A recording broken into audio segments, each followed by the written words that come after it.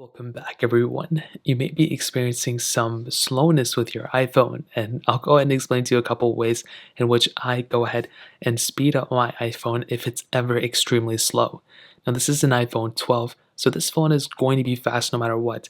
If you're rocking an iPhone 7, iPhone 8, iPhone 10, these things can actually speed up your phone. If you're rocking an iPhone 4 or 4S, it's always going to be slow no matter what you do with it. So that is a massive thing to keep in mind. Now, first things first, one of the things that I've done recently, actually not recently, but like since iOS 14 came out, is limiting the amount of widgets and limiting the amount of massive widgets that I use on my phone. So first off, if you don't know, widgets with iOS 14 is a thing. You can go ahead and put all these cool little widgets on your device, but they take up a little bit of speed. And it's not a lot, but every time you go into an app and you go out of it, it has to load things, and it's not an extremely, basically, the less widgets you have, the better the speed, and also the better the battery life will be. So what you can do is go ahead and hold these down, delete these widgets, click remove widget. What you also want to do is swipe to the side and delete any of these other widgets that you're not using on the side. You can click edit and you can go ahead and just minus out all these other widgets. So even I would just recommend keeping the ones that you use, but all these ones that you delete can save you a little bit of performance here and there. They don't have to stay here forever. So you can go ahead and just delete whichever ones you don't use and then pretty much move from there. So this is another massive thing that I've seen recently that can go ahead and speed up your phone a little bit. But even that won't speed up it like a crazy amount. It's just here and there. A thing that you can do though that I recommend every single person to do, and it's so important, is to limit the amount of apps that are using your phone in the background, aka background app refresh. Now within the iPhone settings, you go into general right here. You'll find this little thing called background app refresh. You go and click on it, and essentially it'll show you a list of apps that are currently using your specific device in the background. So you can go through this whole entire list of apps, and you only want to allow the ones that you want to basically get notified of things in the background. So if you use TikTok, if you use Snapchat and Instagram and messages and all that stuff, those are the main ones you want to keep. Messages is already enabled, but WhatsApp, anything you want to be getting notifications from, you want to enable. If there's anything, and I've said this before, like Roblox, I don't care if I get a notification or a Quizlet. I don't need those apps to be used in the background. There's no reason for me to do that. So you want to go ahead and turn off the ones, and basically background app refresh is updating certain things.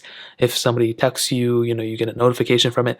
You want to keep the ones like Instagram, Snapchat. If you want to get notified from them, you'll still be notified when you open the app, but essentially every single one you delete, it limits what it can use in the background and essentially speeds up your phone a little bit. But another thing that recently came out with iOS 14.5 is ad tracking and allowing the app to track you in the background. So what we can do here is scroll down in our phone. We can go and click privacy, which is right here. At this point, we can go and click tracking, and this is only for iOS 14.5 or above. And you basically want to disable these apps from using your specific data in the background here as well.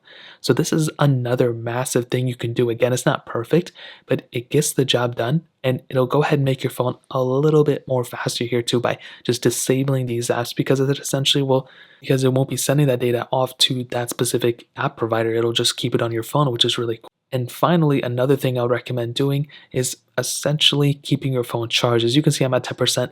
If you let your phone die all the time, this can have a crazy big effect on battery life over time, and thus slowing down your phone if it gets down to a certain health percentage. But you want to make sure your phone is also not on low power mode.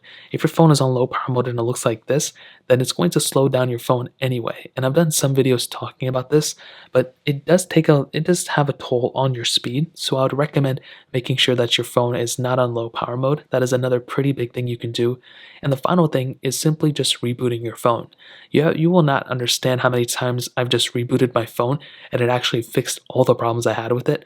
So that is another massive thing I would recommend all of you to do, is just to reboot your phone every once in a while. So that's essentially it. Those are a couple ways to speed up your phone.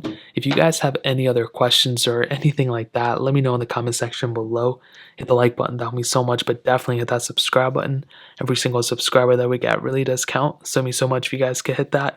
Also check out the other links down in the description as well. My Twitter, my Instagram, my other channels. More importantly than everything else, I'll have every single one of you guys. Hopefully I'll catch you guys in the next video. Peace out till then.